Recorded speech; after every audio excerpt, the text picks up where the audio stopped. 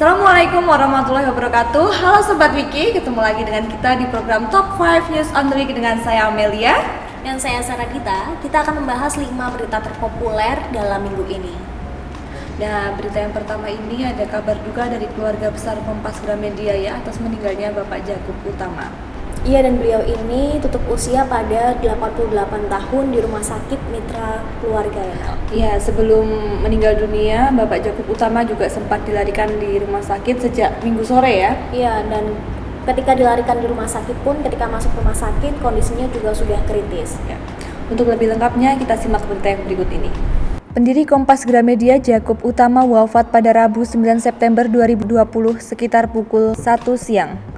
Jakub Utama menghembuskan nafas terakhir di Rumah Sakit Mitra Keluarga Kelapa Gading, Jakarta. Meninggalnya Jakub Utama bertepatan dengan ulang tahun Kompas TV ke-9 pada hari Rabu 9 September 2020. Jakub Utama adalah jurnalis senior dan juga tokoh pers nasional.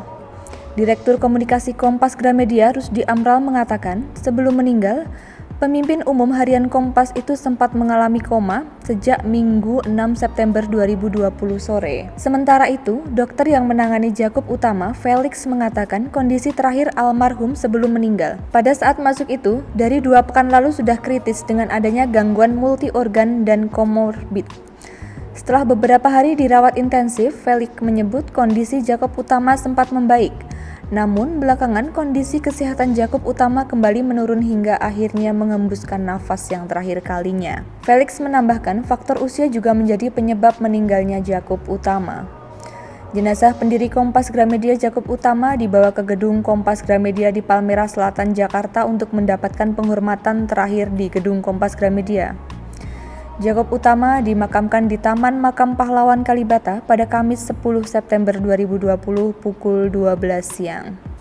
Nah, itu tadi berita tentang meninggalnya Bapak Jakub Utama ya. Ya, kami juga dari Tribunnews Wiki mengucapkan belasungkawa yang sebesar-besarnya. Dan turut berduka cita juga ya. Iya. Lanjut ke berita yang kedua. Ya, berita kedua ini datang dari kasus Yodi Prabowo. Padahal di kasusnya udah ditutup 2 bulan yang lalu, Mel. Iya, kasusnya nih katanya ada orang yang mengaku sebagai pembunuh Yodi Prabowo ya. Betul. Jadi dalam video yang viral ini dia mengatakan bahwa dia ini termasuk dalam pembunuhan Yodi Prabowo, editor dari salah satu TV swasta yang ada di Indonesia ini, Mel. Iya, benar banget. Nah, setelah diselidiki oleh kepolisian, ternyata orang yang mengaku sebagai pembunuh Yodi Prabowo ini ternyata cuma nakut-nakutin temennya ya. Wah, padahal karena itu semua jadi geger ya, Mel ya. Dan saat ini juga polisi sudah menyelidiki dan kita simak beritanya selengkapnya. Sebuah video mengejutkan beredar di media sosial setelah kasus Yodi Prabowo ditutup oleh polisi. Selang 2 bulan ditutupnya kasus bunuh diri Yodi Prabowo, seorang pria tak dikenal yang mengaku asal Riau membuat pernyataan mengejutkan. Pria yang tak disebutkan namanya itu mengaku terlibat dalam pembunuhan Yodi Prabowo. Hal itu disampaikan pria tersebut melalui sebuah rekaman video. Sebelumnya, polisi menduga kuat jika Yodi Prabowo melakukan bunuh diri dengan pisau yang dibelinya.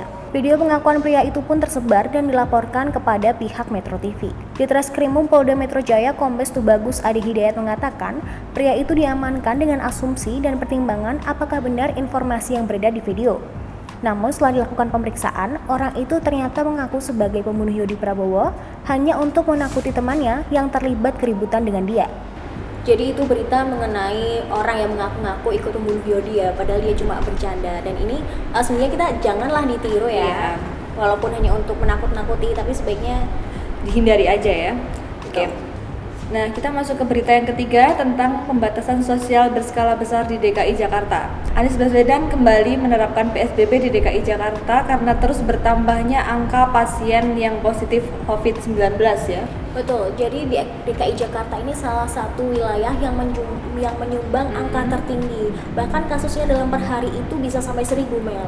Oh, wow. Jadi mulai tanggal 14 September nanti ya, PSBB kembali diperketat lagi. Dan beberapa perkantoran juga tidak diperbolehkan untuk masuk ya. Iya, bahkan juga ada beredar jika restoran-restoran yang biasanya ini sudah mulai dibuka kembali, ini juga harus ditutup untuk menghindari kerumunan dan hanya memperbolehkan seperti tempat makan itu layanan jasa antar atau dibungkus lah gitu. Oh gitu, oke.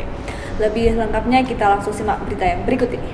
Kasus COVID-19 di DKI Jakarta semakin bertambah setiap harinya. Gubernur DKI Jakarta Anies Baswedan memutuskan untuk memberlakukan PSBB secara ketat. Penerapan sosial berskala besar kali ini akan dilakukan seperti PSBB pada awal pandemi.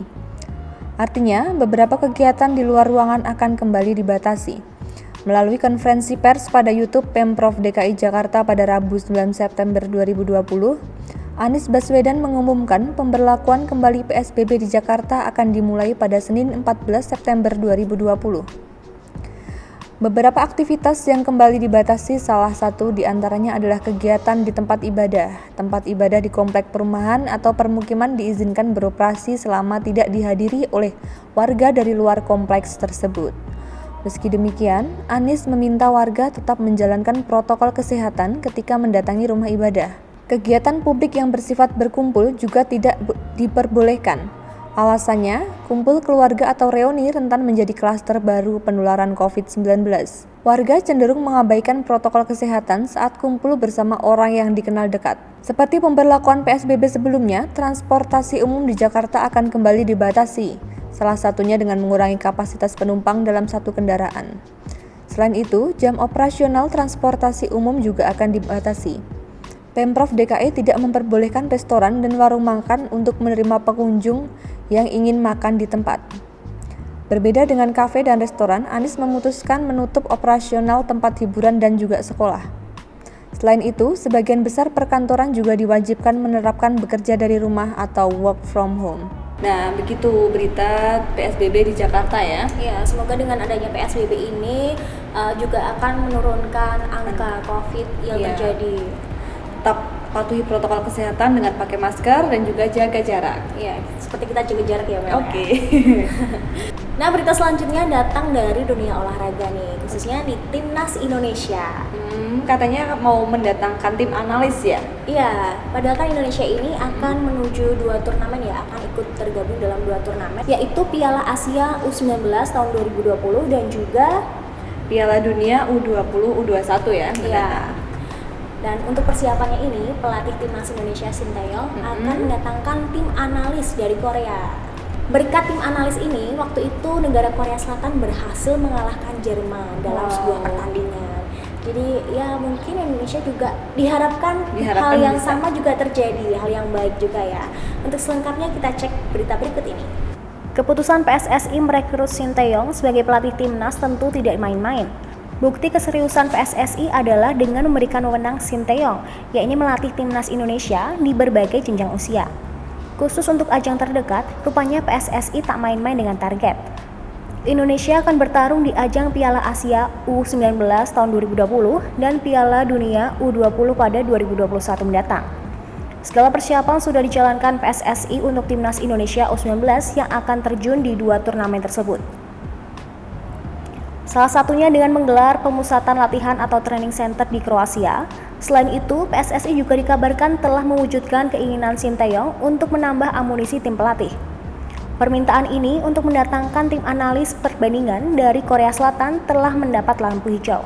Tim analis yang belum disebutkan namanya oleh PSSI itu sempat bekerja sama dengan Shin Tae-yong di Timnas Korea Selatan pada Piala Dunia 2018. Berkat kehadirannya, Timnas Korea Selatan saat itu dapat membungkam Jerman dengan skor 2-0 meski tidak lolos dalam fase grup.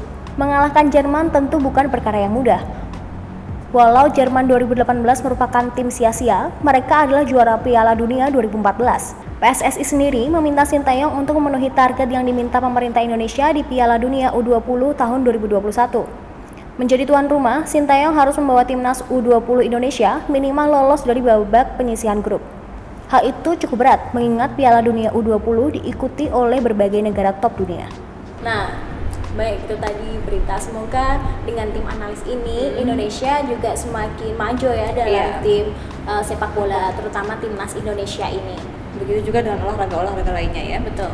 Oke, kita menuju berita yang kelima dan juga berita yang terakhir. Nah, ini ada kabar bahagia dari pedangdut Nela Karisma dan juga penabuh gendang Didi Kempot Dori Harsa. Iya, mereka ini tuh waktu itu kabarnya sempat menikah, udah menikah, tapi itu masih menyangkal nih Mel, masih malu-malu untuk mengungkapkan kebenarannya. Dan akhirnya baru beberapa hari ini terkuak bahwa memang Nela Karisma dan Dori udah melangsungkan pernikahan pada tanggal 15 Agustus lalu. Nah, ini tuh diungkapkan si Dori dan Nela karena mereka udah lelah ya sembunyi-sembunyi. Iya, ngumpet-ngumpet itu tuh capek, Mel.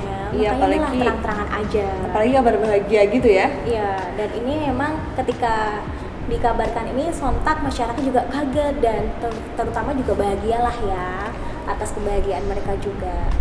Untuk lebih lengkapnya kita cek berita yang berikut ini. Pedangdut Nela Karisma mengakui bahwa dirinya telah menikah dengan Dori Harsa, mantan penabuh gendang mendiang Didi Kempot. Nela Karisma dan Dori Harsa mengaku telah melangsungkan pernikahan pada 15 Agustus 2020 lalu. Hal ini diungkapkan pedangdut tersebut dalam acara e-commerce ternama di Indonesia pada Rabu 9 September 2020. Nela mengatakan bahwa dirinya dan Dori Harsa sudah lelah sembunyi-sembunyi.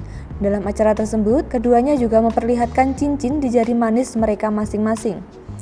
Adapun kemesraan keduanya santer terlihat setelah Nela Karisma dan Dori Harsa duet dalam lagu Banyu Moto. Publik semakin beranggapan bahwa Nela dan Dori menjalin hubungan asmara. Namun keduanya tidak pernah mengonfirmasi bahwa tengah menjalin kasih. Hingga beberapa waktu lalu beredar foto surat undangan pernikahan Nela Karisma dan Dori Harsa tersebar di media sosial. Pada undangan dituliskan acara akan berlangsung pada Sabtu 15 Agustus 2020 lalu pukul 10 waktu Indonesia Barat. Lokasi acara dicantumkan berada di Gereja Kristen Jawi Wetan, Purwoasri, Kediri, Jawa Timur. Prosesi pernikahan dilanjutkan dengan resepsi di hari yang sama berupa intimate party. Untuk resepsi diadakan pukul 13 waktu Indonesia Barat di Grand Panglima Kediri, Jawa Timur.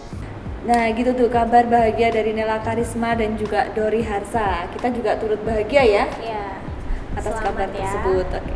Bahagia selalu untuk menempuh hidup yang baru ya. Semoga langgeng ya. Tuh. Nah, simak terus Top 5 News on the Week setiap minggu bersama saya Melia. Dan saya Saranita pamit undur diri. Sampai jumpa. Terima Bye. kasih. Terima kasih sudah nonton. Jangan lupa like, subscribe, dan share ya.